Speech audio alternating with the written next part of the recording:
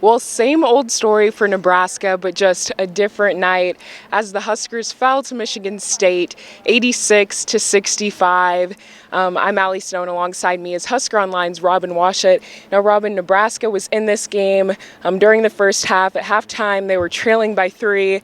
What happened the second half? Yeah, I mean, they were only down 2, 48-46 with just over 14 minutes to go, and it looked like, this was going to be a situation where, Michigan State maybe wasn't having their best night. Nebraska had an opportunity to steal one, but from that point on, I think Michigan State hit a couple three-pointers to break the game back open, and that adversity hit, and Nebraska crumbled. Like you said, same old story, wash, rinse, repeat, where this team is finding it harder and harder to find the necessary fight and resiliency that you have to win these types of games. And so, the table was set once again. Michigan State, the numbers might say it, but they really didn't play that well. They turned the ball over 22 times, and they hit a lot of three-pointers, so that kind of masked a lot of their struggles, but this was far from their best effort. And you just listen to Tom Izzo after the game, and he wasn't thrilled by his performance. He was actually kind of stunned that the game went the way it did, because he was really nervous about this game. He saw this as a game that had trap written all over it, and it played out that way for the first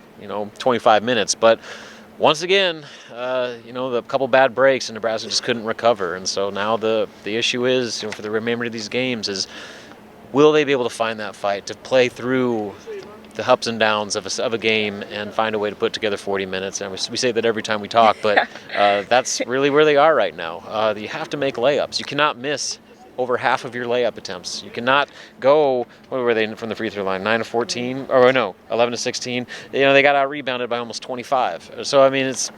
those types of things, that just are so hard to overcome. I mean, there's only so many things you can draw up as a coach. There's only so many lineup combinations you can do. When guys aren't putting the ball in the hole and executing the simplest fundamental plays in basketball, you're not going to beat anybody, let alone a top 25 team like Michigan State.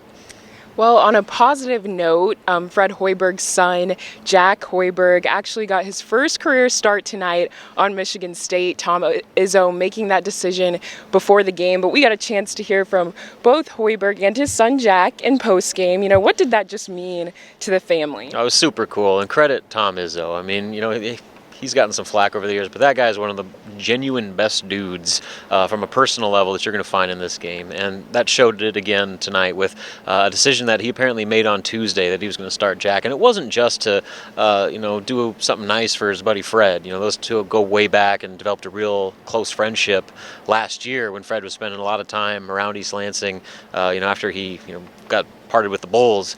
But it was more about Jack. I mean, I think he really sees the value of a player like Jack Hoiberg. And you hear Fred talk about it with guys like Charlie Easley before a scholarship, and those walk-ons that are so important to your culture. And Jack Hoiberg is that for Michigan State. And so it wasn't just to do something nice for Fred and Carol Hoiberg and the whole family. It was for Jack. That he earned it, that opportunity. And obviously the game was frustrating on a lot of different levels for Fred Hoiberg, but you could see that this was a pretty special night for him, and one that he will never forget, one that his family will never forget. And then obviously in post-game, Fred's about to wrap up his post-game press conference, and apparently his wife Carol was the one that brought Jack over from the Michigan State locker room into the post-game and had him sit up there at the podium with him. And you could just see it.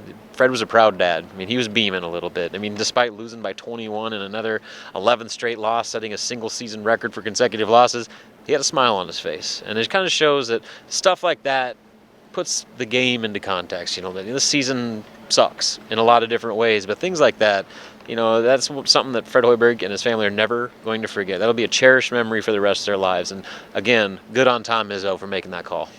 And Jack kind of joked. He said, it was fun for me, maybe not so fun for my dad. But Nebraska will go on the road this week as they take on Illinois on Monday. That game will start at 7 p.m. Central Time on BTN. Well, for Robin Washut, I'm Allie Snow, reporting for HuskerOnline.